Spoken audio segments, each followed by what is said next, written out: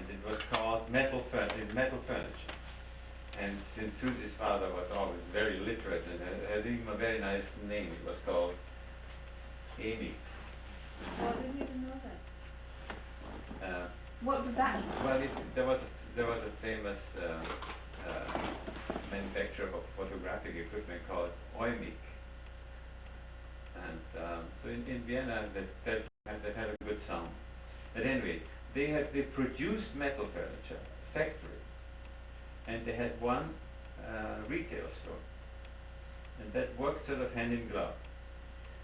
When the two boys got married, the two women were not that happy with the arrangement as the two men who got along fabulous. So they split it up, and Susie's father took the manufacturing, and the uncle Hugo was in the retail business. Later on, particularly on account of the depression, that manufacturing wasn't so good, particularly, there were also, of course the details I don't know. So Susie's father then also decided to open a retail store. Then in the end they both had retail stores, but they were still always specializing in metal furniture. It was very popular at that time. They were kind of day beds, I remember. No, also some sort of, metal furniture was very much in style. When you read the Like book, Art Deco? Like what was the yes, style? you read Like the book, Art you will come- Deco, right. Art Deco, it was called Art Nouveau and Art Deco. That was very much in style, particularly in Vienna. Vienna was a place called Wiener Werkstätte. They made all sorts of things. You see it in the museums very often. Tea sets and so on, all made of metal. But also Must have been quite beautiful. Like was very it very each beautiful. piece was Very appealing designed even like today. yeah, I know. And in Vienna there were some very famous men, very famous designers. It went all the way through, from interior to exterior. There was people like, well, because the name may mean nothing, Josef Hoffmann and Otto Wagner.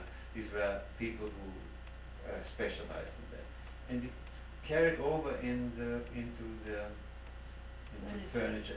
As a matter of fact, the idea was that art should be used daily. Functional art.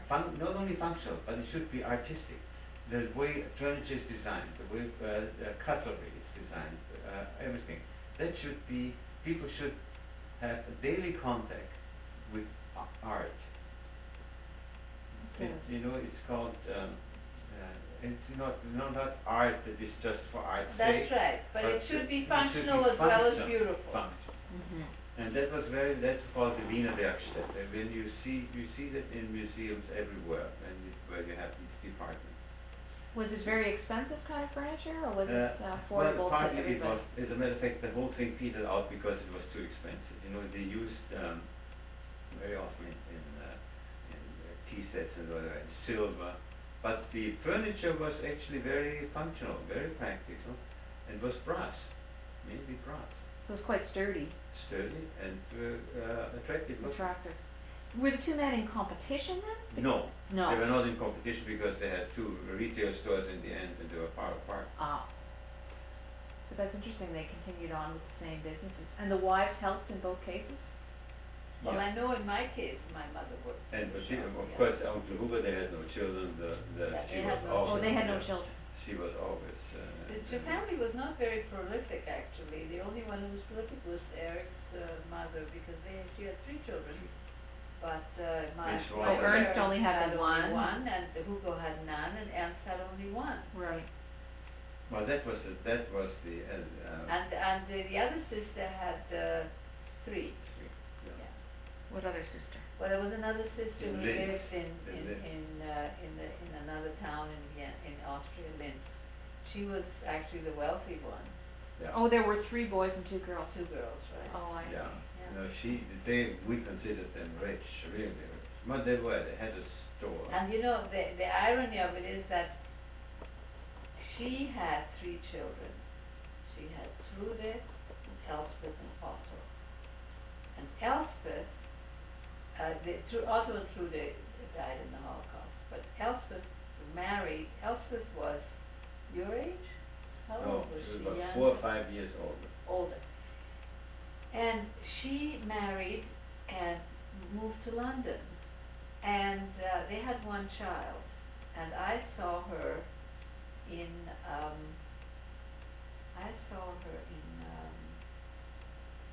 England. London many years ago. But then she died of cancer, Elspeth. But her daughter, I met her in London, Dorothy, when I was there recently, because she's, her cousin is, because there were two brothers, this gets a little complicated. Elspeth was married to a man called Bruno, and he had a brother. No, Walt. No, Elspeth was married to Bruno. Bruno, No, the name was Walter. Hmm? oh, you mean the family name? Oh, yeah. No, Eichner was the family name. Oh, yeah, that's right. Yeah, Bruno Walter. There was Bruno Eichner and Walter Eichner. Oh, they were brothers. Yeah, they were Speaking brothers. of Bruno Yeah. Walter, No, that's the how it production. comes from. Yeah. That's what they called the company, Bruno Right. Walter. Okay, well, Bruno Oh, was I married see, to okay. Elspeth, and then there was Walter, who was married to somebody else. I never knew Walter, but they both lived in London, and they both had daughters. Elspeth and Bruno had the Dorothy, and what's the name? Walter had another sister, another daughter, whose name I didn't know. Anyhow, these two girls were friends of my friend Ilse in London. So when I was in London, the first time I went, here comes Dorothy. I said, you know, we are cousins. Oh, yeah. She did not No. know any of the background. Was Elspeth the generation of your parents? She was my No.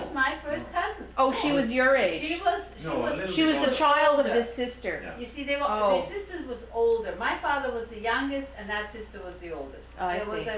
quite Big a age gap. Age gap, like in Daddy's family, where Jimmy was 20 years older than Bernie. Right. But so the children were much younger. So I was the youngest, and they were older. Like she was 4 years older than At Eric. least 4 years. At least Right. 4 years older. Uh huh. But this Dorothy was quite young when her mother died, and of course her father was in another side of the family, so he didn't really know too much about, especially since they moved away from Vienna, Right. they moved to London and so on. But he was Jewish. The Oh guy. yeah, They're they're all all Jewish. Jewish. They're all They're all Jewish. So she didn't really know. So when I met her, I said, and she's a dentist. I said, "You're my second cousin. Your mother was my first cousin." She didn't know a lot. She was had- fascinated. She sat with a piece of paper writing down all the names of her mother, her Oh, grandmother. because her mother had never told her that.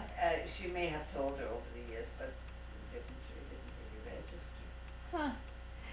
Did just back to the business for a second here. Did both businesses do quite well? I don't know. Not really. No. I think Uncle Hubert did better because that was the original business, was longer established and so on. When your father started the business, it looked more modern, much nicer than the other one, but it was a depression. In other words, it was no problem selling, the only problem was collecting. Nobody had money. Oh, so everybody- really? Well, when I was in Vienna, I went to see the area where the shop was. We went all around there. Looks completely different now. There were Basically, other in- shops. Is it a commercial area still? Though? Yeah. That's a Yeah. commercial area, yeah. It's a very nice area, as a matter of fact. But the only rich relatives were the ones that Susie just mentioned there. But they didn't live in Vienna, they were in Linz, Which is a small which town. is which incidentally is the birthplace of Hitler. Yeah, that's right. But there they had a large business. And as a matter of fact, it was the second largest store. The main department store was also Jewish, and then that was the second largest store. What was their name? Koblitz. Koblitz. And they had a car. I still Mm. remember I lived with them once for 2 weeks. I was invited on vacation. I must have been about 14 years old or so, or even younger. And I was, of course, terribly, wonderfully impressed. There was that car, a convertible, huge, big convertible style. Wow. And at that time, Judy was already gone. She was not living with them, but Elspeth was living there. And I found that she was, you know, she was not that so, maybe not that beautiful. Also, she I was have quite pictures beautiful. of her. But she had a fabulous. She was a lovely Personality. She was a lovely I know. I was person. madly She in was a love gentle, with her. soft. Oh, really? Yes. I was madly She was in your love first with her. cousin. Yes. Yeah. But she was. Well, I was about said 13 years old. And she was probably about She 20. was, or so. no, yeah, 18 or so. And Right. she was also, she could sing, she was singing, she took singing lessons, played the piano, could Oh. sing it, and I thought she was the greatest thing on earth. But at any rate, we used to also go to, and on a weekend or so, I guess on a Sunday, by car, we went to Bad Ischl. Bad Ischl is Bad means spa, and that's one of the well-known Spas and in Austria. And I remember there was also the music, of course, a huge always had cafe. these bandstands. And, Oh. and I was dancing with Elspeth. I thought it was wonderful. You were in So- heaven. And so in other words, Bad Ischl is in the back of my mind always one of these lovely, lovely places. Lovely memories. Now, a couple of years ago, Barbara and I were in Salzburg. And you went to And Bad Ischl. so I said, Barbara, you have to know, we have to go to Bad Ischl because this is such a fabulous place. Now, incidentally, in Bad Ischl, there's also a little castle. That's where the emperor spent his summer. Oh. So Did they have hot springs there? Is that why it was a spa? Or they just created these spas? no, they had hot springs. They had hot was a spa, springs. Yeah. And so we went to Bad Ischl. We also drove to Bad Ischl. And first of all, we also there. You had tour. Of course, you always make a tour of the castle, and they show you the chair. It was a leather chair like this, a little much more upholstered, where the emperor died. That's where he died. I have never seen such a shabby thing in all my life. I mean, You mean the whole I town, or was just? almost ashamed as an ex-Austrian to show it to Barbara. But then we came to that famous cafe, and boy, was it ever ordinary. Well, maybe it had changed though. I mean, it maybe. Well, I'm sure well, they must have changed the time, but it was very, very plain. Oh yeah, we're talking, I what was- are we talking, 65 years?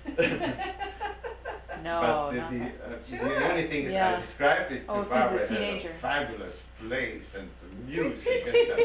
Was the Yeah. spa still there though?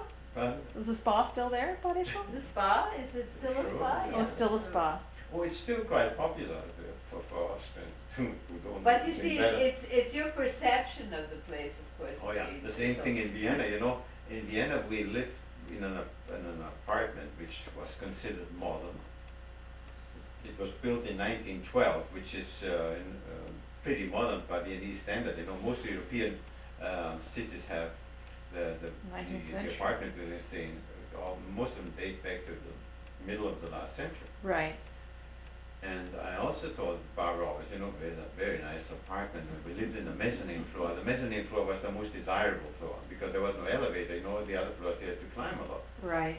Um, Oh, but the mezzanine was one step up from the ground. yeah, it's the first floor. Right. And but so when we visited Vienna, I showed her the apartment building. Oh, what a crumbly. Yes, but I a was few years ashamed. had passed, Yeah. right? Would your families have been considered middle class, or were you considered fairly that you were Well, almost see, affluent by the standards of the day? The district where we lived was strictly middle class. It was that was sort of. It was called the inner districts. You know, the inner districts are middle class. Then the others are more or less working class, with some exception. When my father was alive, we were middle class. We had a factory. I had about 50 employees. That was considered already quite something. It was very, also very prestigious because he was, how do you call it? It was called Kaiserlicher Königlicher Hoflieferant, which means by appointment. He made these things also for he had these diplomas where you had the pictures of let's say firefighters, so you had 1,000 Oh, pictures, yeah, or yeah. a graduating class of Right, university. And of course the court had many of these organizations where the emperor or some of the relatives of the emperors were the head of a regiment or something, and on occasions they made these huge pictures where you had pictures of all the members and everybody signed the name and so on. My father made it. My father had a factory that made, first of all, the frames. Yeah. Then he had a factory that made these cardboard things where The you cut it mats. out. And then he had a factory where it was the artistic factory, because they all had, Scrolling. you know, there was branches and etc. And for instance, at home, all our pictures were done. We had pictures were done in the factory because we had art. He had artists there. Ah. And since he was supplying the court, he had that little thing which my mother still showed, although it was useless after it was a republic, but that he was By appointment. appointment to the emperor. So that was a. So that was his. Distinguished so there we had. thing. So that means we had a lot. Did, we were did well you off. own your apartments or were you renting? No, they No were one rented. owned. I rented. But as I told you before, Once renting you had and it, owning. you couldn't. Yeah. Oh, you couldn't be Put out. displaced, and the Never rents did. didn't go up at Believe me, all. no. But when my father died, my mother thought such a wonderful thing that maybe Kurt or I are going to take that over. I was 5 years old, Kurt was about 3.5. So you can imagine there was a long distance to go. Yeah. In the meantime, of course, she had 4 men for each department, and the 4 men stole her blind. And by the time I grew up, we were very poor. So that's basically the story. Oh, I see. They couldn't keep the business going as well as. My mother kept the business going till the very end, but in the end, it was very little, and most of it was rent. You know, it was a large area, so she sublet. Now, and the industrial rental was exactly the same as the home rental. I mean, my mother safe. paid the small amount of rent, but she was able to sublet it at For much a price. for a profit. Yeah, the only problem was that some of the guy who sublet it couldn't pay the rent either. But Also, if the war hadn't intervened, it probably No, no. would have stayed going. It would have been. well, it was really a dying thing. As I said, we were at that time very, very poor. And Yeah. But it really helped her as far as giving her a bit of an income for all those years. well, it was barely a living. Mm-hmm. I think most of it came from that we also sublet the apartment where we lived. Do you remember?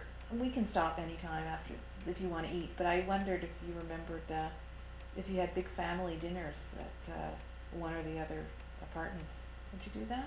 Well, I remember always a fairly big, not dinners, but lunches, and On the weekends or just not on the weekend partly, and for holidays. Mm. We did have. My mother did a lot of cooking sometimes, and I still remember we had. Yeah, you know, But it was only after my grandmother lived with us, not before. We used to have, I had a bachelor uncle. He always came to Yeah. eat at our That's house. right. Yeah, my uncle. He was your mother's my mother's brother. brother. Yeah, he was a bachelor, and he used to come very often to eat at our house. Your mom must have been an amazing cook. My mother was a wonderful cook. She really was a special cook. Was there competition between the? Well, you see, but most women were you know. Because they could, that's what they did. Yeah, no, also they were they trained them. They were trained, it was not amateurish. Right, they grew up learning how to be good They cooks. learned how to cook. That's right. You didn't teach me a thing. You didn't want Eating to. was an important. Well, that's You're good. And there was heavy drinking, at least once a year. Sometimes. that wasn't. But it was a lot of talk, I guess, and music. That would be a big part of the. Well, I remember it was a good And life. did they talk about was it concerns about the business they talk They about? talked a lot about Politics, business. Politics. Both, business, like, particularly the men. I know it's like Susie's father. I mean, there was an ardent newspaper reader. And when you read the newspapers, it's like here, newspapers are neutral. No, it's not like here. Here, newspapers are neutral. if you are Not really, but who- probably No, I mean com- whoever They're you, supposed to be neutral, comparatively if speaking. you see they're a guy with a Gazette, you wouldn't know whether he's a socialist or a conservative. Right. because that's the Right. only Well, in thing Vienna- we've got. In Vienna, when you saw the guy with the newspaper, you knew exactly whether he's a socialist or Right. a conservative or a fascist or a communist. You saw it. Because My- there was a communist paper, there was a socialist paper, there was a conservative paper. Were they party members? Was your father a party member? No. No, So no. they didn't align themselves with. For instance, my father always, I mean, I read the Neue Freie Presse, that was the most conservative business paper. And that was also an intellectual paper. Theodor Herzl was the, Oh, was the he was. journalist at the Neue Freie Presse. So would you call that fairly right wing? Was that? No, that was not very right-wing. Very right-wing were the fascists. Oh, okay. But it was right of Conservative. center, right of center, very conservative. And newspapers were on a higher intellectual level than here. I'm not speaking of the New York Times, but if even today, when I go to Europe, and or particularly when Julius was still alive, we exchanged sometimes. He subscribed to a German paper. There you have a lot of sections, like art, music, and it's maybe 50 pages. So the newspaper was a real Yeah, intellectual. I have this picture where my father's sitting in Schönbrunn reading the Yeah. paper with a cigarette. Oh yeah. So the people who would write for the papers would be the real intellectuals. Like Yeah. being a journalist was a real high Journalist, calling yeah. as Oh, far yes, as yes, yeah. Well, so Herzl, he was a PhD. yeah. um, I wonder if they made a decent living if they were journalists. Yes, it's again on account of the times. If you had a fixed income, you made a decent living. Oh, it was the people who had little businesses Yeah. who would have not the fixed It's- income. Yeah, it's the people who didn't have the fixed income. When they would have these political discussions, was it a lot of arguing, or was it, or did people generally, the people agreed? Well, you see, the thing is this, in our household, the grown-up men were the visitors, the uncles. And I don't think, I don't know, or at least I don't recall They don't that argue. that they argued about that. It was mainly a question of concern rather than Actually, argument. when you think back on it, they all got along very well with each other. Yeah. The brothers, and there was no conflict. No. They were all very solicitous of that family because there was no father. Mm-hmm. And they all, rallied around, although I don't think they could help much financially because they didn't have much, but emotionally People they helped were out. they were very caring for the boys and his sister. They were very, I remember that. Do you remember because Eric, you said that the talk, they were concerned. Do you remember that there'd be talk? Well, you see, there was already You mean after Hitler yeah, came? no. You see, Leading up to it, you see, and what is it? 5 years before Hitler came, Hitler was in Germany. right. So it was always a concern what is going to happen. That's right. And I remember the night that we sat listening to the radio, the night that the Nazis marched into, on the 11th of March, 1938, when the Germans marched into Vienna. And my mother said, well, if it gets too bad, we'll go to Czechoslovakia, not realizing that it was going to be- Impossible. was going to be, because she had She had family family there. there. Remember, She that had a could always brother put it there. there, right? She But had- that wouldn't have been a much safer place to No. go anyway. Well, it was No. would have been a safe place until they marched Until into they marched in Czechoslovakia. there too, so Right. they went in there too. So, that was nice. But in Austria, it came as a surprise. I mean, Hitler decided to get, we never thought that the Nazis, who were not a majority in the end, see, that's the reason how Hitler got in there. What happened was this: he decided more or less to put in. The chancellor in Vienna was called Schuschnigg, who was the successor of the murdered Dollfuss, and also a right-wing semi-fascist. Hitler ordered him to Berchtesgaden and told him that Germany and Austria should be united. Wie ein Anschluss. And of course, Schuschnigg was didn't know what to do. So he hemmed and hawed, etc., and went back to Vienna. When he came to Vienna, he said, we are going to have a referendum. Anschluss or no Anschluss. When Hitler heard that, he got furious Yeah, and, because, and marched him. The referendum never took place. oh, so if he hadn't made noises about the So, referendum, you think he yes. might have, But of course, No. everything was well prepared. The German ambassador in Vienna at that time was von Papen, a famous name, who was also at one time Prime Minister of Germany. And although he was not a Nazi, he was not a member of the Nazi Party, but he was well organized, the whole thing. And Hitler, of course, always planned to go in there. The Austrians had no way. defense at all. Actually, what Hitler asked the following, when Hitler asked Schuschnigg to Berchtesgaden, he said, Seyss-Inquart, who was the Nazi leader, has to come into the government, etc. And when Schuschnigg went back to Vienna and said, okay, we're going to have a referendum, then Hitler just marched in. Well, that smacked of Arrested democracy, and that was, Arrested Schuschnigg, who died maybe a few years ago in the States. He became a professor in the States on one of the small universities. he survived it. Yeah. Mhm. Well, most of the Gentiles, who were arrested like that survived because they had a hard time, in the concentration camp you had Gentiles, murderers and criminals, Right, but they survived. But most of those survived. They had a hard time too, but they were not exterminated. Mm-hmm. Yeah, it must have been, the families must have gotten closer and closer, I guess, as these things started to happen. But by that time, everybody was already frightened to No, death. we were frightened to death. I mean, we just couldn't think.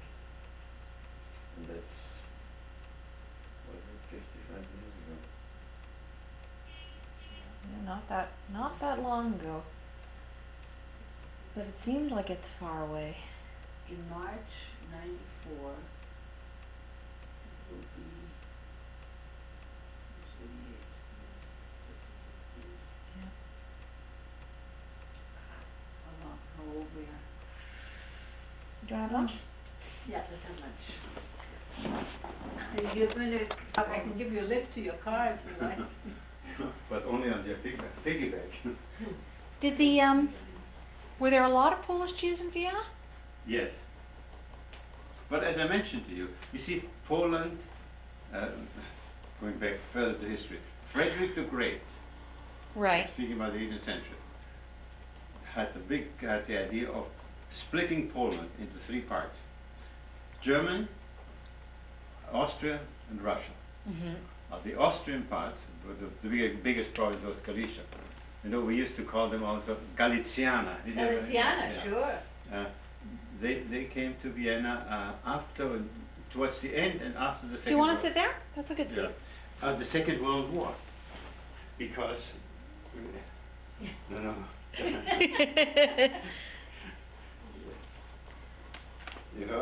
I think you think the way you take these pictures, maybe I should have gone to Hollywood and waste my time there.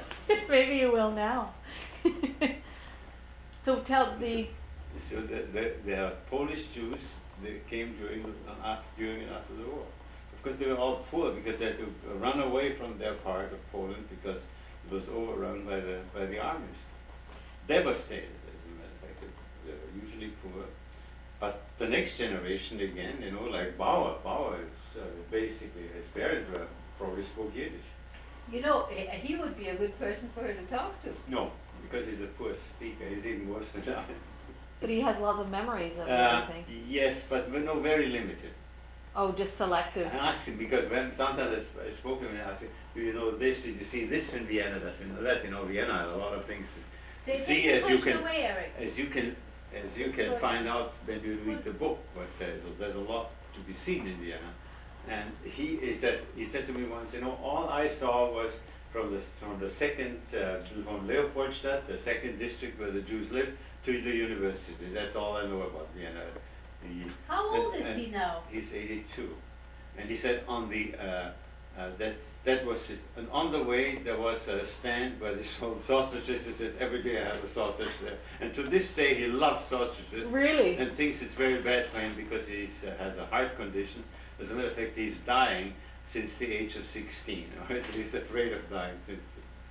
I never asked him. What happened to his family? Did he? His parents. He has a very strange thing. You know, after the war in Vienna, there was a famine, and that means after the First World War.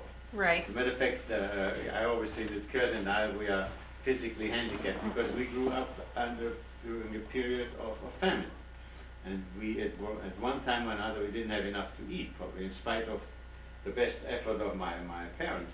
But but there was an action, a scheme to send children from Vienna to Holland for feeding, like they do now in Somalia. They had that in Vienna too, Right. because there was Actually, send them out of the country. yeah. So probably tens of thousands of children were sent to Holland. And when I went to school, there were a few of my On a temporary basis. on a temporary basis, but a few of them went to Holland, and Bauer was one of them, together with his sister Mm. and brother. His sister, they came to know a family in Holland, and his sister eventually married a Dutchman Oh, who really? was from the family. They took them. They took Well, were they them- adopted? The two No, kids? no, not adopted. You just kept. They were kept there for about Oh. 3, 4, 5, or 6 months. I don't know. And then They sent were back. fed and then sent back because in the meantime things became normal. Now, and he's one of those families. But my mother never sent us. I guess she wouldn't want to part with us.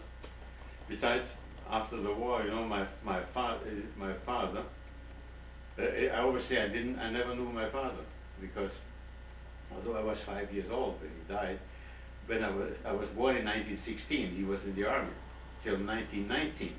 So by the time He was away all the time. by the time he came back from the army on a regular, besides some four of us, I was already 3 years old.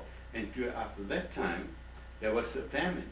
So he he worked during the week in his factory, and on Saturday at noon when he came home, that's when he took a huge rucksack and 2 bags, and he left for the weekend to go to the country to gather, to exchange with peasants money or God knows what for food. Just to get food. On Sunday evening he came back. Nice. And Loaded that down was- with food. that was supposed to be the food for the whole week. So I didn't see him during the week when he was working, and I didn't see him On on the the weekend weekend. when he was gathering food. And soon afterwards he died. So your mother didn't see him a lot either. Huh? Your mother didn't see him a lot either. No. What did he do in the army? Did he actually fight? He was them? soldier, sure. So he Oh, fought in the but First World War. 4.5 years in the army. My father was in the army. You know, Really? my father fought in Russia. You've seen pictures of him in Yeah, the army. yeah. You know, my father was in the army, the Austrian army in Russia. Your father, as well as the others, they fought on the Italian front. Oh. It was called the Isonzo. As a matter of fact, your father was at that is a famous battle, the second battle of Isonzo. He took part in that. And was he came through it all right? They all came through. That's basically, pretty amazing. Which was Yeah, quite a because quite a that thing. was yeah. that war Well. was a terrible war. And you say your father was on the front as well. Well, that's what he said. I don't know. And then I had an uncle and another uncle. And my father's family I hardly know. They all died young. He had 2 brothers. One brother was a partner with him in the factory, who died shortly before him. And that's how the factory finally became his. And he had another brother who was an MD. Actually, he was a dentist. In Vienna, even to this day, if in order to become a dentist, you have to become an MD first. Oh. And then you specialize for dentistry. So this uncle of mine, whose name was Ludwig, he graduated medicine in 1917 or 1916, was immediately sent out to joined the army, he became part of a surgical team. Now, of course, he wasn't a surgeon, he was just assisting in surgery. And when he came back from Vienna, came back from the war to Vienna, he fell in love with a rather attractive woman. That sort of in the back of my mind, I remember her. And but he didn't want to become a general practitioner, and the fastest thing as a specialist was to become a dentist. It was a 2-year course in the university. So then he became a dentist. But they'd have already had to go through all this medical training, so it Well, wasn't exactly a short yeah, but- education. Yeah, but every dentist was an MD Right. in Vienna. As a matter of fact, when you had a toothache in Vienna, you didn't go to the dentist. You went to the dental, Technician. it was called Zahnarzt and Zahntechniker. Arzt means doctor, means physician. So that was sort of an elevated position. You went to a technician. He did all the let's say fillings and things like that, but he could not extract molars, and of course he couldn't do any surgery. Right. There you had to go to a real MD. Is that hard on your neck, turning to me like this? No, it's okay. I guess I said enough. No, I So- like that. But unfortunately, he also died. He was in his late 40s when he died. And your father must have been about that age too. My father, yeah, was around 50, 51, I think. So did he talk about being in the war, being in the front? Do you remember him talking about? I guess you were. I Oh, was you like- couldn't He was too remember. small. But did your mother talk about it with you? Did she talk about your father? Oh, yes, she talked very often about my father. As a matter of fact, the picture of my father, I remember from the picture. We had a huge picture, a photograph, and we had, as I told you, an art section in the factory.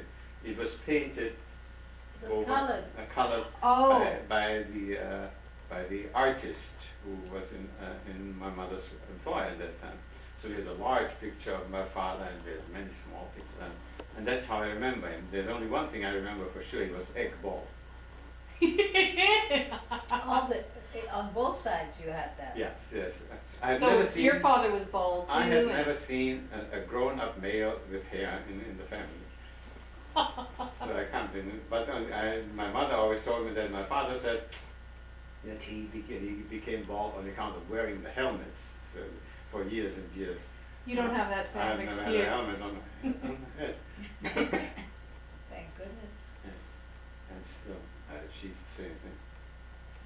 It sounds like, well, you said that your memories of it, or your memories of life in Vienna, were quite grim, Yeah. and yet it seems like a lot of that was fairly warm. The family was, it sounded like it was a very good family, close knit and. Yes, the only thing is, it was grinding poverty. Yeah. There was never enough money, never enough food. Money.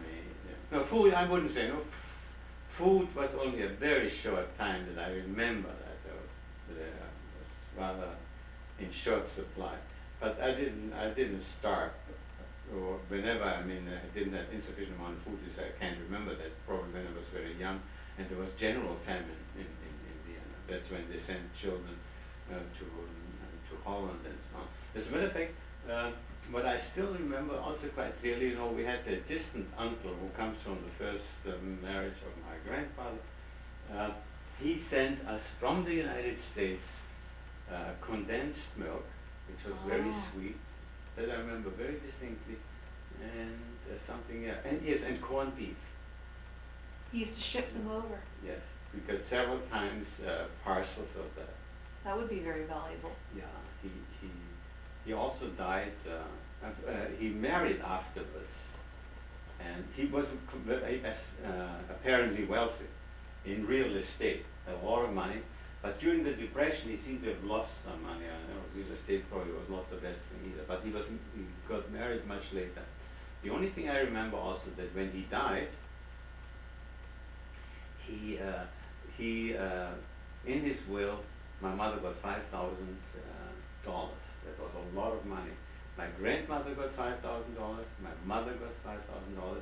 and our cousin Hans got something like $15,000 because that's the guy who lived there for a couple of years and he was much closer to it. So So that was good That thing. must, But that that must be was- a lot of money there was a at that lot of time. money at that time because that was only a small fraction of his inheritance.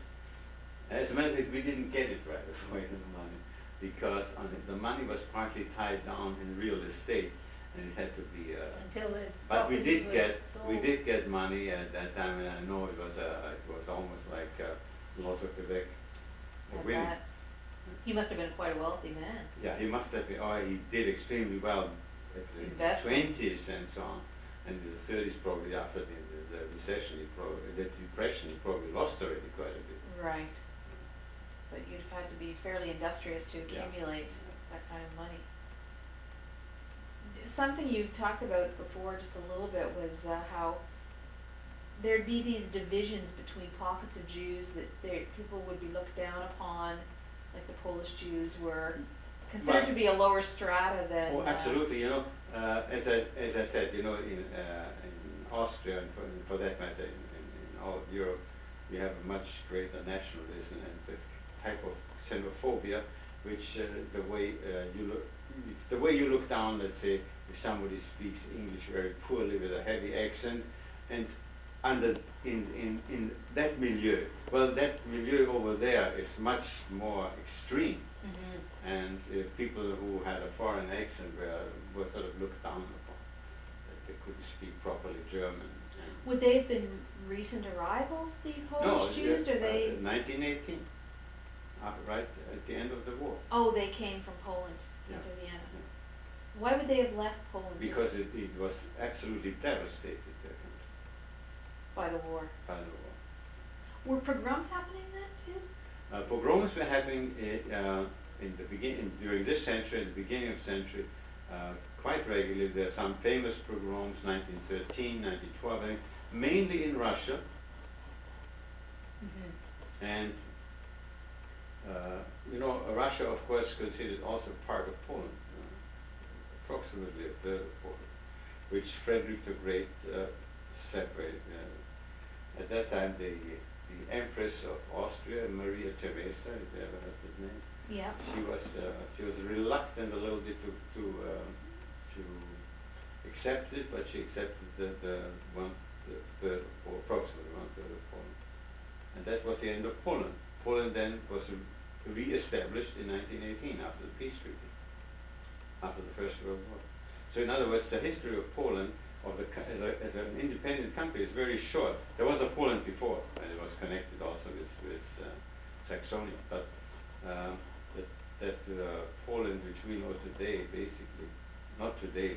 Today it's a different Poland again, because Poland lost almost a third of its after the Second World War, a third to Russia, and took it from Germany. Mm-hmm. So the overall country is about the same size. That's a big country.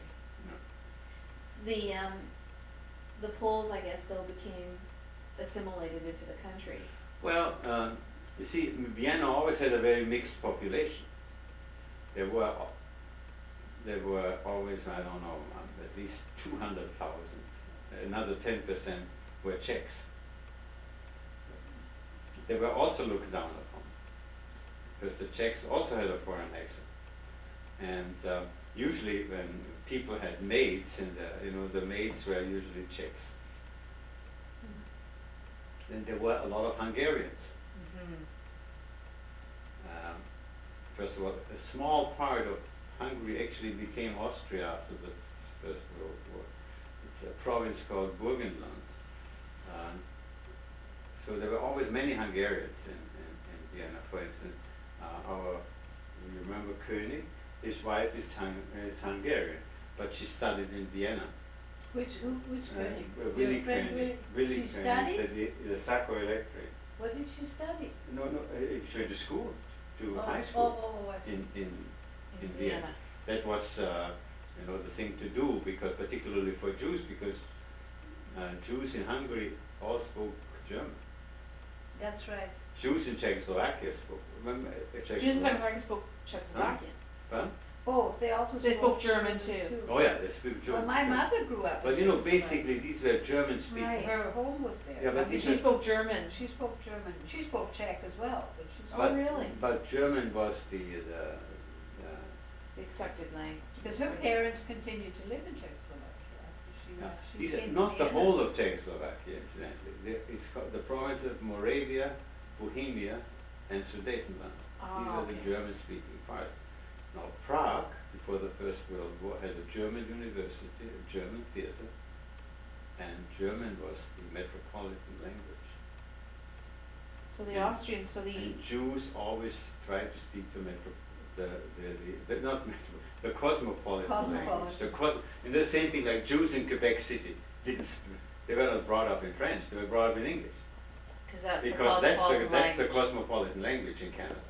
Right. Even in Quebec City, which is probably much more French than in Montreal.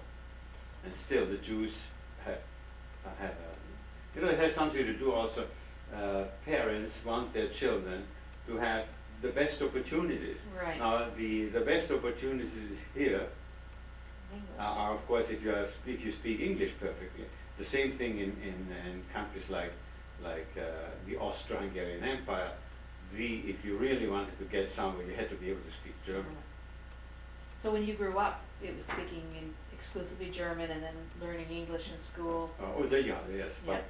but you know that the thing is, as a matter of fact, when you learn English, you could speak a little English after 8 years. But I remember that in certain schools where they taught French, by the time they matriculated, the French wasn't as good as the English. You know, French is a more difficult language, so they didn't advance as far as the kids who could speak English. So when you came out, you didn't speak any I English still at remember, all. you know, when I was working in Belgium. But I was speaking English after 4 months. Yeah, sure. Well, Susie was much younger than I. Yeah, so you picked it up a lot faster. It's a question of age also. Yeah. You know, the younger you are, the So easier. it's probably more incredible that you still remember any German at all. Yeah. No, Yeah, it's amazing that you. I don't remember it well. I mean, I can get back into it, sort of, like when I was in Vienna, you know, we spoke German to people, but it's not easy. Pretty much gone. It's a very difficult. But when you language. hear it, you understand it. Oh, yeah. Yeah. It's a difficult language. Not as well as Eric. I mean, Oh, Eric yeah. is perfect. He's fluent in it, and he speaks it. He I'm reads not so it. fluent anymore as far as speaking is concerned, but I can read without any. Oh, you're fluent in speaking. Well, but for instance, when I was in Vienna, I went to the theater. I mean, there's absolutely problem. no problem. It's the same as if I had never left. Yeah.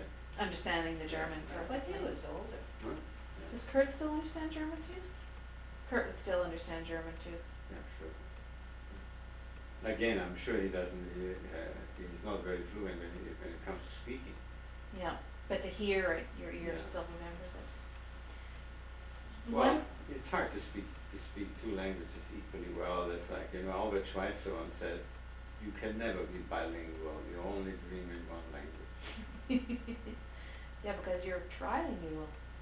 Well, You must know a little bit of Czech too. no, not a word. Not a word of Czech. Why would he learn? He had. Because there was a little bit of the Czechoslovakian connection. I guess you had a little bit I of had that. more. Yeah, but Yeah, I but didn't. that speak was it. only after the Second World War that Right. it became so bad. By that time, you know, we had the relatives in Pilsen. Now, Pilsen is actually that's Where sort the of beer comes from. That's in the border of the German-speaking Sudetenland and the Czech-speaking Mm. Czechoslovakia. And our aunt there, Tante Yeti, she spoke only German, but with a maid, she spoke a little bit of Czech. So it was the language she spoke to the lower to the classes, help, yeah, right. to the help. So real class divisions. Yeah.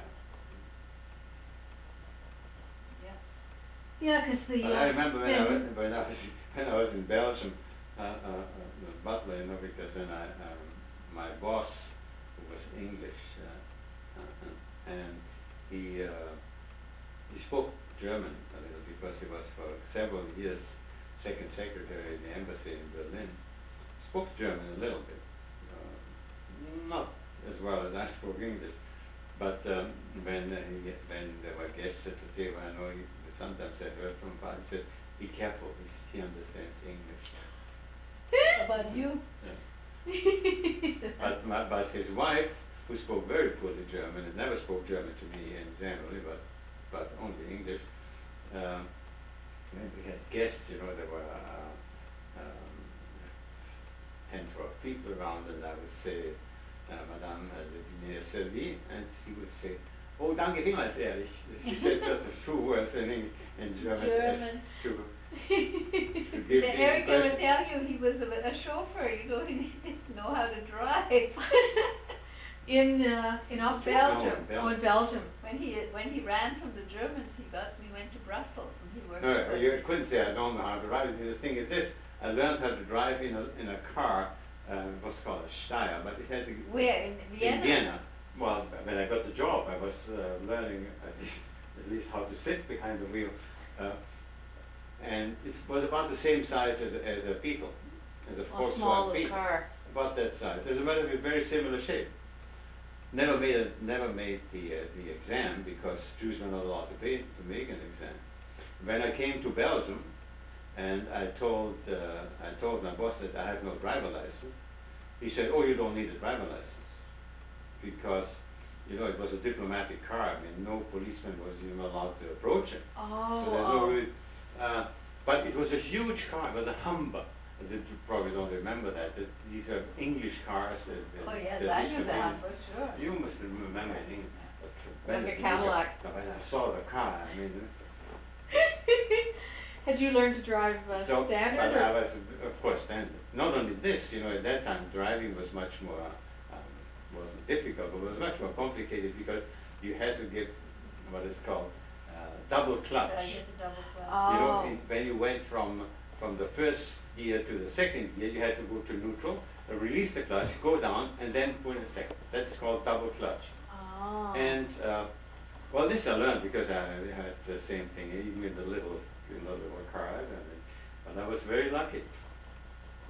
I didn't speak any French, but I had a French dictionary under my arm, and I could. Did your boss speak German or he spoke English? She spoke No. English. With my boss, I had no problem. English. He could speak German or English. Oh, he could speak both. Yes, there was no problem. We never spoke French. Also, the lady boss spoke to me only in English. Uh-huh. But But your English couldn't have been that fluent either. well, it wasn't fluent, but I could understand it. Well, I must have learned English for 8 years. Uh-huh. Always took English lessons. And as a matter of fact, I was the translator at Pentonville Prison. But Another job. yeah, but in Belgium, so somehow the cuisinière. There were two people there, femme de chambre and a cuisinière. She tried to tell me that she knows a fellow, also from Vienna, who works at a similar position as I have. Now it turned out it was not only a fellow from Vienna, But But you knew You him. knew him. but I knew him. We were together in the orphanage. I was in the orphanage. Oh. And he was a very good-looking fellow, tall. He became sort of, I don't know, he must have been a car mechanic in Indiana. At any rate, he was a superb driver. But the problem was, she tried to tell me that I didn't quite understand it. So finally, but with more or less with sign language, she said to me, well, tomorrow morning we'll go away. Because as soon as I arrived in Belgium, my boss went to England on for some reason. The diplomats had traveled very often. So I was alone with the personnel all the time. And we took the streetcar. It was the first thing. It was very embarrassing. In Vienna, the streetcars are like here, except they have no doors. You can stand wherever you want, you can sit where there's standing room. In Belgium, there was at that time, the law was you could only sit in the streetcar and stand on the platforms. You could not stand inside the Inside. streetcar. I've never heard of it. Doesn't exist here either. But at any rate, we get onto the streetcar, the cuisinière and I, and somebody gets up from the car, and there's a room, there's a place, and I She sort of sits down. motioned that, and she motioned to me I should go.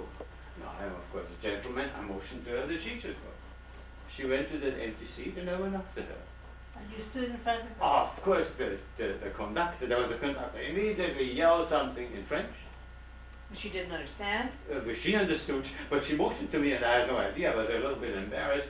And then, of course, in Belgium, in Brussels, if somebody yells at you in French and you don't understand, they yell it immediately in Fleming, Yeah. which I didn't understand either. But finally, he communicated with him with a language which was easy to understand. He said, then it dawned on me, you can't stand there. So did you see people standing So outside then I on the had to wait platform? just wait on the, stand straight on the platform. Was no problem. Well, what do you mean, the platform is At on each the, end, You see- at each you end, see, there at was a each so you're end still was a- moving, but you're not There's inside. sort of a You platform. can't stand And inside. there were with the doors, seat. as a matter of fact, there were doors inside. So inside you could only sit. I'm sure they don't have that today anymore because obviously there must have been little traffic if you can't stand inside the streetcar. Right, Right. yeah. Here it would be impossible. Indiana would be have been impossible.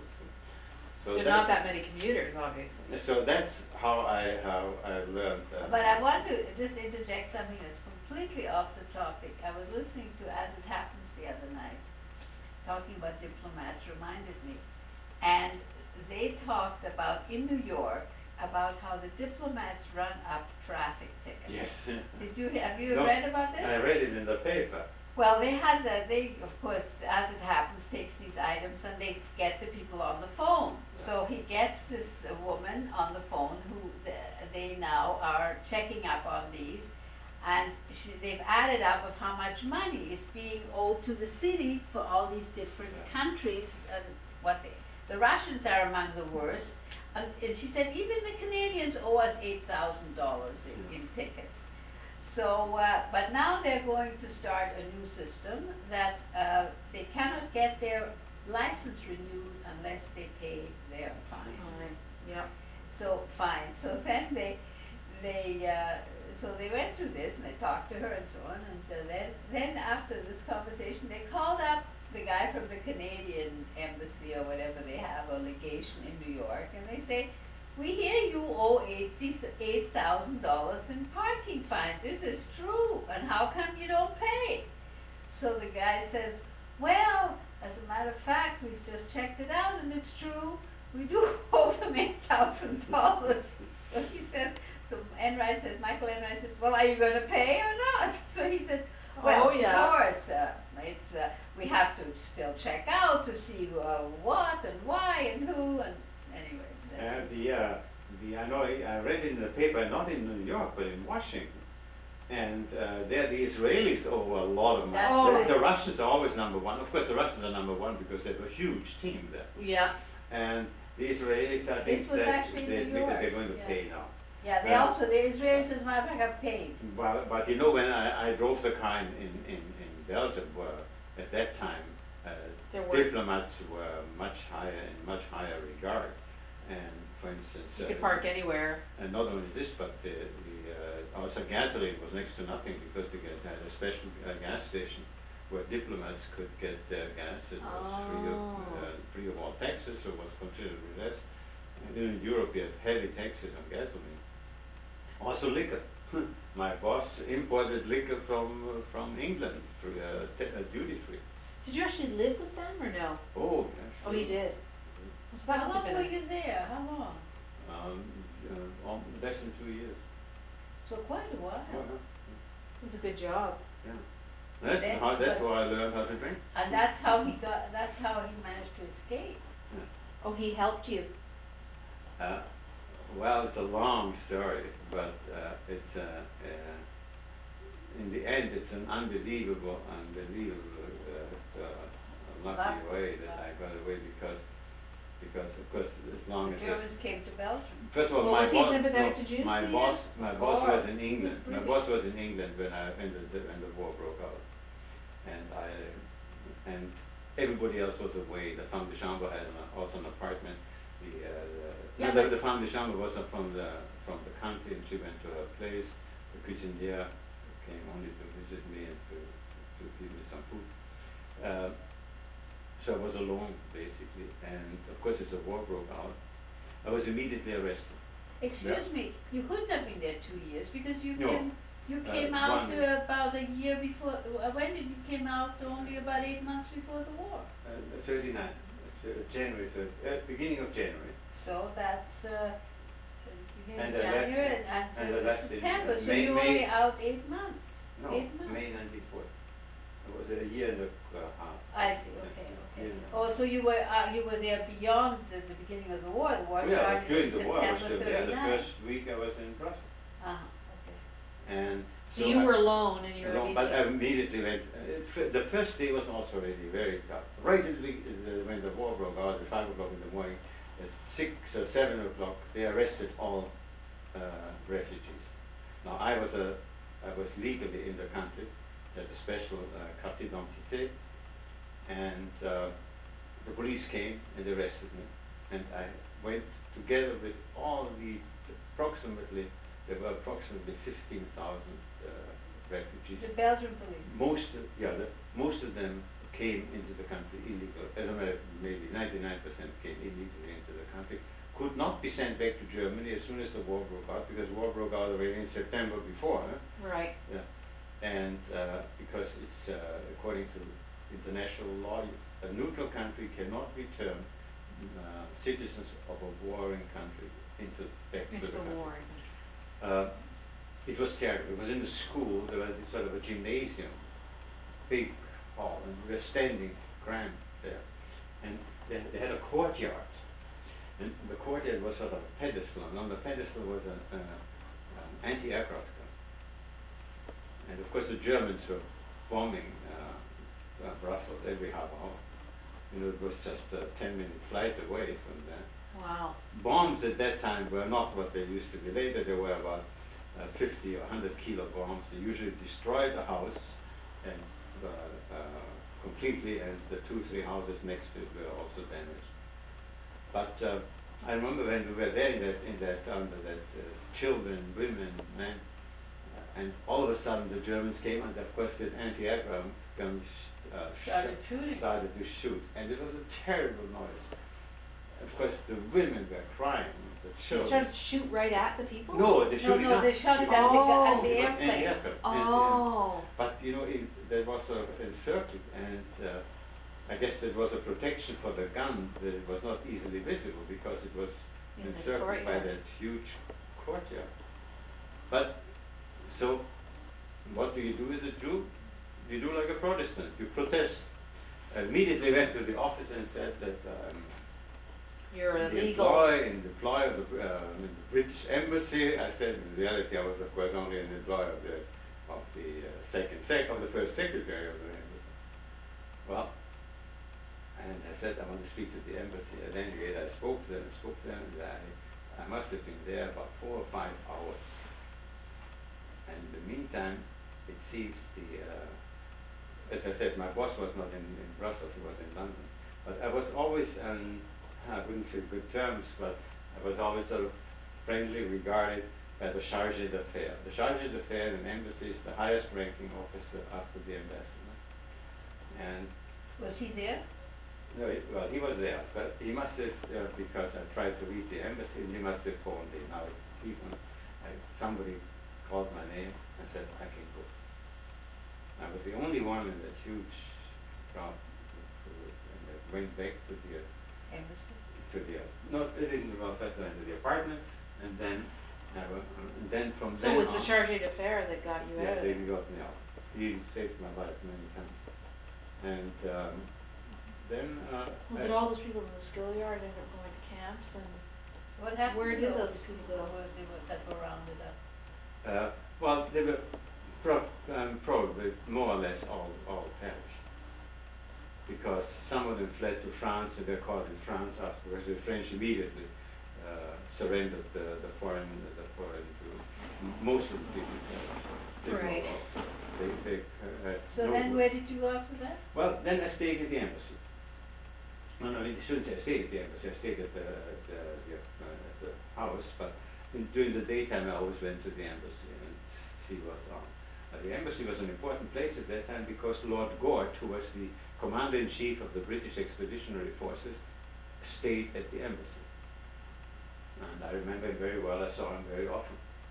And I kept in touch with the embassy.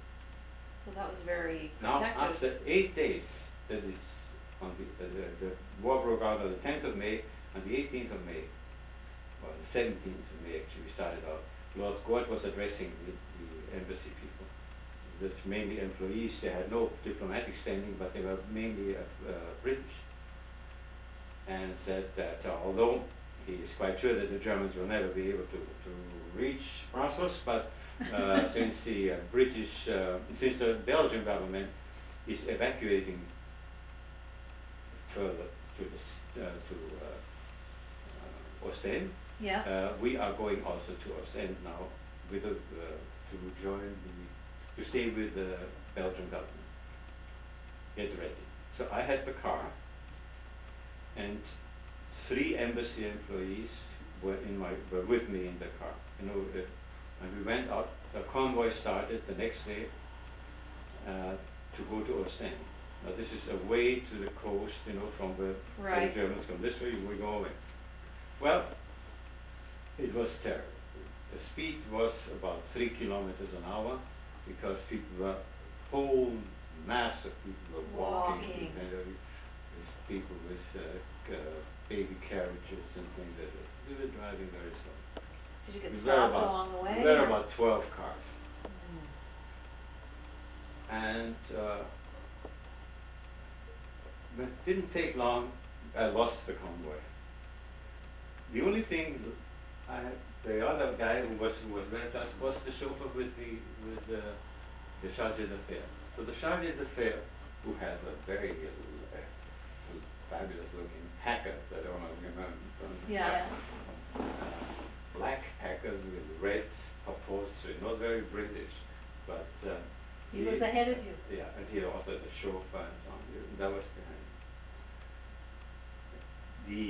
Of course, at that time was already the constant fear of a 5th column. Everybody were afraid of 5th column because the 5th column, which didn't even exist for all intended purpose, but the French, who were so easily defeated, blamed it on the 5th columnist, and that was the reason. So once in a while, we always had the gendarmerie.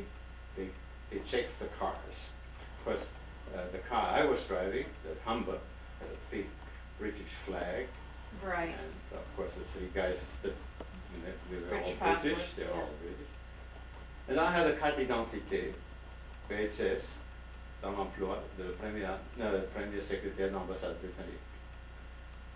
But it also said nationalité German. allemande, Oh. because Austria was at that time already part of Germany. Right. So now I didn't show them because whenever somebody held us up, the 3 British, they all showed their Oh, and he didn't ask They said, you. oh, saluted, and I go. But finally we come to a gendarme. They show their identity. Says, "Et vous, monsieur?" I take up slowly, very slow. He looked at it. Says, "Nationalité allemande." At that time, cars still had these running boards, you know. Yeah, on the outside. Yeah. On the outside. He said, "You have to come with me to the gendarmerie." Ay, ay, ay. Now, the road, the highway was a highway. 3/4 of the highway was sort of that huge, slow-moving mass, Right. and 1/4 was empty. It was reserved for the army. Yeah. And in the meantime, the chargé d'affaires was a little bit going ahead already. He didn't know whether they were going to hold me up, Yep. and we had to make a U-turn, and on that empty. As we make the U-turn, I think, oh my God, this is going to be very tricky. There is a British soldier, you know, because the British army was going through Belgium and defeating the Germans almost. There was a British soldier, and I said to him, I said, you know, a little bit further there's the British, the chargé d'affaires. Will you please tell him that he should come to the gendarmerie on the other direction, very urgent. The guy turned around, of course he caught up with the Chargé d'affaires. We went to the we went with my car to the gendarmerie, which was off the highway in a little place, and the gendarme said, "Well, the office isn't here. You have to stay here." So I said, "Well, it's, the others were also talking to them that They had to go. I'm known to them and so on." It looked almost as if I were a spy because, and I had a passport also, which said a special Belgium visa, which said on request of the British Embassy. Well, all of a sudden, The a few charge minutes d'affaires later, I showed see up. the charge d'affaires coming with his beautiful packet. Was already signed. He goes in there and they say, "So what's the matter?" Tell him the problem. He says, "Well, I want to speak to the officer." Well, the officer wasn't there, and that was a funny phone. He had to go like this to Yeah. well, we couldn't get the officer, and so the gendarme said, "Well, you can all leave, but except he has to stay. I mean, he's the only German." Yeah. So the time went by, I mean, a few minutes, and the charge d'affaires said to me, "You know, Eric, I'm terribly sorry about that. I have to go because we have an appointment with the Belgian government in Ostend, and I can't do much with it." So I was pleading with him. I said, "You should stay just a little bit because I'm sure that if he would leave, I'll never get out of here." Get out of here. Were you talking to him in English or? In English, yeah.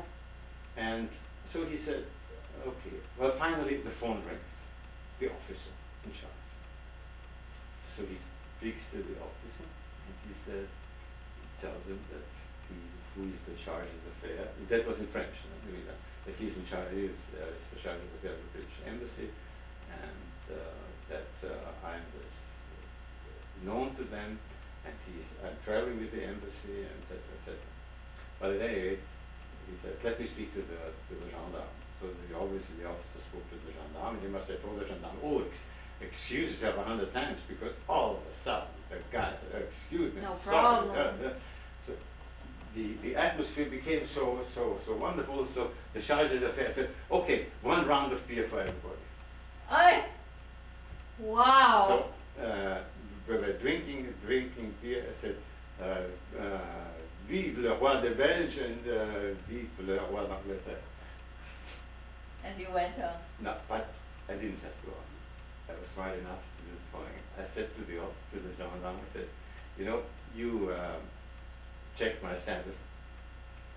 Give me a piece of paper that you checked my status. It was a verifier." Because you could get checked again. Yeah, so Yeah. that you can, so he writes on a piece of paper, a dumbbell, but I still have the paper at home, by the way. He says that I am the first secretary of the British Embassy. My status has been cleared by officer so and so, understand. Now that paper, there was at least half a dozen times before I reached Ostend where I was again held up. You know, it was constantly And you showed checking. that piece of paper. That's the paper I showed. And that paper. Then I arrived That in paper Ostend. saved your life. But then, Ostend,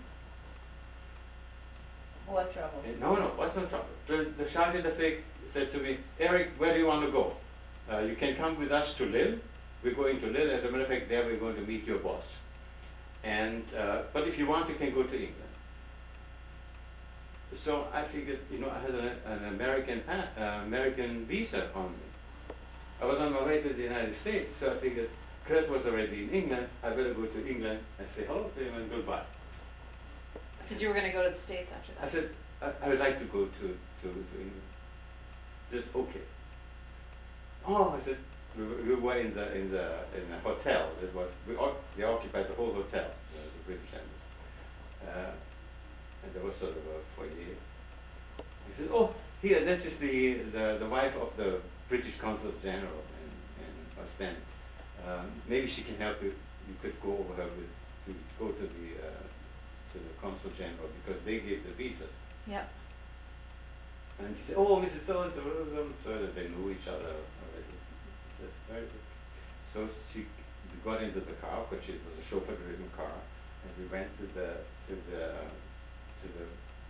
consulate, as a consulate general, and when we come there was a huge melting crowd of desperate Jews trying to get a visa or something to England. They all wanted to get to England. There were gendarmes, policemen at least standing there. They pushed the people aside. So we drove into the consulate, and there I saw the consul general. And oh yes, Mr. Evening spoke to me already. Have you got your passport? I gave him my German passport. Open, put in the stamp. It says special landing permit request British Embassy. I figured that's. How did you go by boat? You went boat? Now comes the next problem. How do you get on a boat? The boat, of course I went back again to the embassy. The boat was mainly for Belgium employees, government employees, because the government was evacuating to London. So they had a few special boats where thousands of employees went to London. They have to go to them. So again, I went to Evelyn, and he said to me, okay, phone somebody, and gave me a special paper that I can go onto that boat. So I went on the boat. It was of course all Belgium, and there you had to be careful, because that was an experience I had already in Brussels. You know, you had to be very careful not to show that you're German. My French was more fluent than it is now, but it had of course an accent, and Yeah. if I said a few sentences, it was quite easy to recognize that I'm not Where you're neither from. Belgian nor French. Right.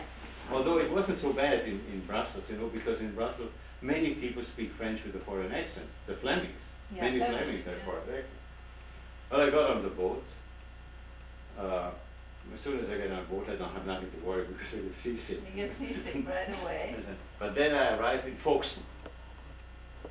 Now in Folkestone was the British were of course very nice and friendly. They received all these Belgians, and they all had a special card or something. And some said bonjour or something, tried to speak even French, some of the British customs officials. And then I come in there, and I figured I had that stupid German passport which has a huge swastika on top. So I turned it around, and so that he could see the special landing permit. And he turned it on, and he almost Fell over. Fell over and shook it. And when he saw that swastika, and he says, "You mind stepping aside?" And then I had to step aside. Oh my God. Then I was, But this was still England though, I mean. no, this was Folkestone. Where's that? That's near Dover, Oh, It is England. in England. right, Yeah. okay.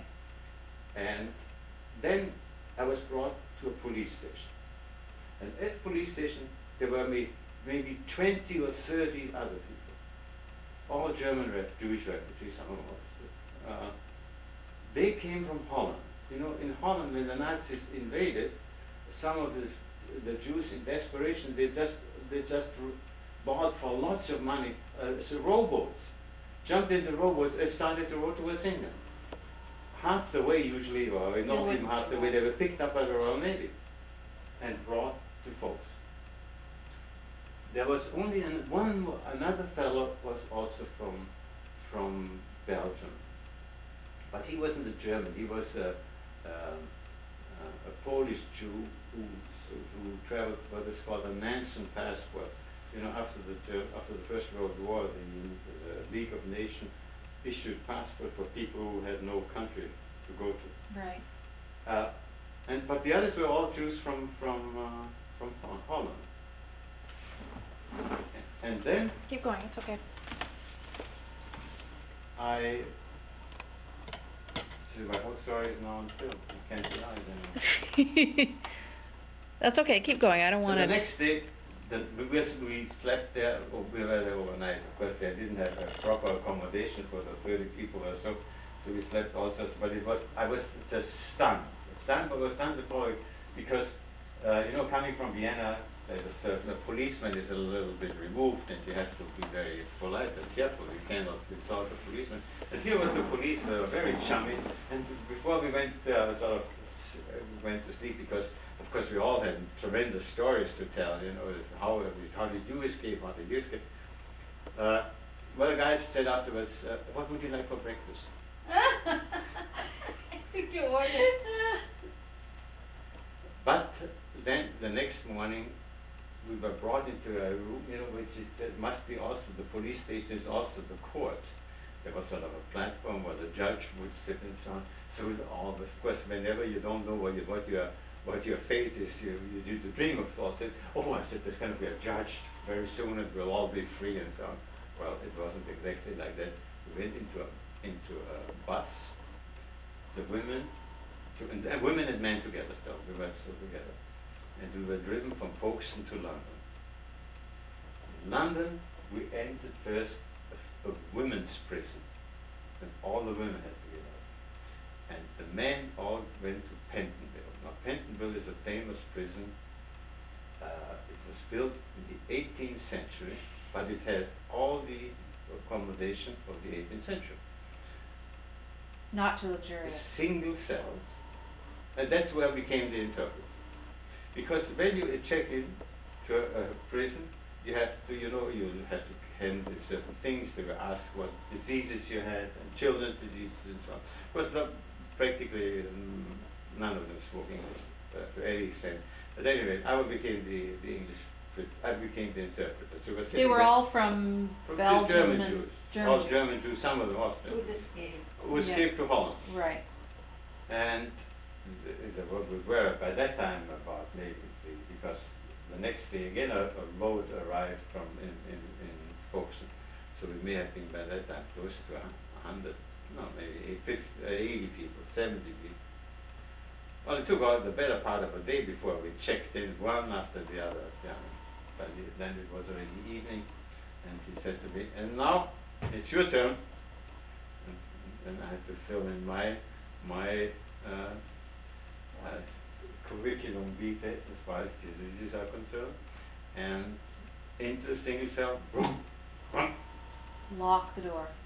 No, the accommodation was poor because there was just a straw mattress on the floor. There was what we used to call a midnight vase, a pot, no toilet, no water, no nothing, and a little board and one chair. I didn't ask you what you wanted And for breakfast. high up in the thing was a little window. And of course we filled the whole prison, and never mind, it's a large prison, but that's incidentally also the prison where they execute people. And then I How long were you there? About a week? 8 days, Really? but long 8 days. Yeah. It was really, it was not very luxurious. Well, what were they doing? Were they deciding what to do with you, or They what? didn't know. Well, first of all, the first thing I did, I immediately, you know, I'm a great Protestant, immediately protested. So I was given paper and ink and then a pen, and I wrote to the foreign office. Well, you still had your connections there, Yeah. didn't you? Yeah, so that who I am, how I get here, and they should let me out. But at any rate, they didn't. But of course, as you know, you can, I mean, there are some very funny pictures. You know, in the morning, of course, they open the cells, and you take your chamber pot, and you go to a central place where you empty it. Also, that's where you can wash, because there's no water in the. Then you went back. But I think, I'm not sure now, once a day or twice a day, we were let loose, and there's a courtyard, and you were allowed to walk around. That's Now, cool. when we checked in, we had to surrender all our cigarettes, naturally. So we were given one cigarette each, and we were. But the strange thing was this also, that naturally you are in a single cell, you don't hear much, you don't see much, you can't read. You can read only the Bible. But when we were trying to communicate one another, what do you think is new? What's new? Of course, Oh, when Can you were you doing the walking. yeah. You weren't supposed to talk to each other. Huh? You weren't supposed to talk to each But you other. were not supposed to talk, and he said, always, no speaking, keep distance, no speaking, keep distance. After 8 days, then we were put in the bus again and driven to Kempton Park, which is a racetrack in London, and that was converted into internment camp, and there we met thousands and thousands of other refugees. Did you still have your American visa with you? But you couldn't go. I booked my passage. Is that when you couldn't go because you had been in prison or something? No, I couldn't go because in the meantime, at the end of May, it expired. Oh. See, I waited already quite a while in Brussels because I didn't have the money, I had to, and Yeah. I was supposed to go to England, to America at the end of May. So by the time that was the end of May, it expired. Where was Kurt? He was in England No. at that point? Kurt was in England. Also, he was in the camp actually, in the Kitchener camp, but he was in England, and then from Kempton Park, which was more or less a gathering camp, we were brought to the Isle of Man. And I was at this place at the Isle of Man called Onken. Now that was already luxurious. We stayed in houses, in regular houses. The only thing is we had little food, and miserable food. And we had, the only thing which we had in excess was what we called stockfish. It was about salted fish. We had to put it in a bathtub and leave it there for at least a week to get rid of the salt. And then we, And you ate that? then, well, I didn't, but that was That was the the main food. food. So that's what Britain did. I didn't, as a matter of fact, I didn't eat. Yeah, Britain didn't behave Wasn't that that well. good? No. They Well, didn't of course, treat don't them- forget, that was wartime already. I know, But, but they should have realized you were Jewish refugees. Well, as a matter of fact, there's another thing which I should say that came in very handy. Before I left Belgium, before I got onto the boat, the charge d'affaires gave me 10 pounds. Now, 10 pounds was a lot of money at that time, and I converted the 10 pounds into butter and cigarettes. But when I was in Onken, that's when I bought it actually, because then we had some bread too, so I had bread and butter and cigarettes. You hung on to the £10 through the prison thing. No, I converted it into butter. Oh, Yeah, but- okay. but- After you'd been in that prison Yeah. though. Oh yeah, no, After no, Pentonville. no, the prison there is nothing. There you could. Yeah, but But you managed to hang on to the 10 hang on to pounds. the oh money. yes. Yeah. And but of course it didn't last very long because we have butter where there's shortage. We have many friends. Go. Share it. But now comes the uninteresting part, because had I decided to go with the British Embassy to To live, Lille, you would have been killed. I would have been the Germans cut off. The Germans made that rush towards the coast and cut off and caught the British Embassy, the ambassador, all the secretaries, all the attachés, or most of the employees, caught them there and interned them in Berlin. And they would have taken you. I would have ended up. You would have been dead. I would have been dead. Your boss. My boss was interned for 4 years in Berlin.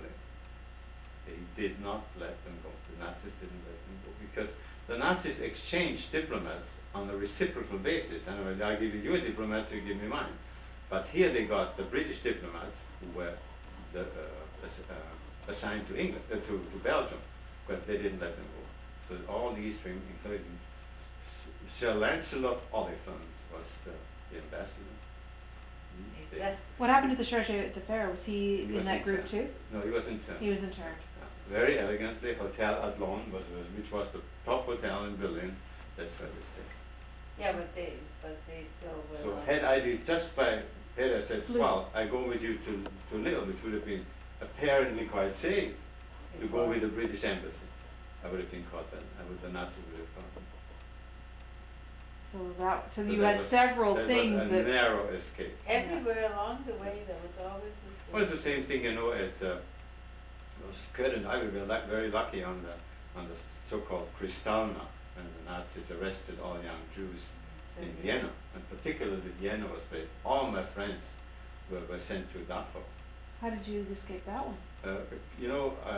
They weren't home? At that time, Kurt and I, we were desperately running around the city to find a Yeah, my consulate father where you could, also where you escaped could get a visa which of course was always in vain. And the Nazis came to pick us up. And my mother said, You're not "Come, home. that we are not in." They immediately went into the apartment and checked the apartment. Of course, Kurt and I were out. At noon we came home. So you came home and she They said, went no. home, my mother in tears, and she said, the Nazi said, they'll come back in the afternoon. So you went out So again? at that time, she ran away, so Kurt and I went out again, and we walked around. And did they come back again? They came back. But then around 4 o'clock in the afternoon and 5 o'clock, there was a general direction to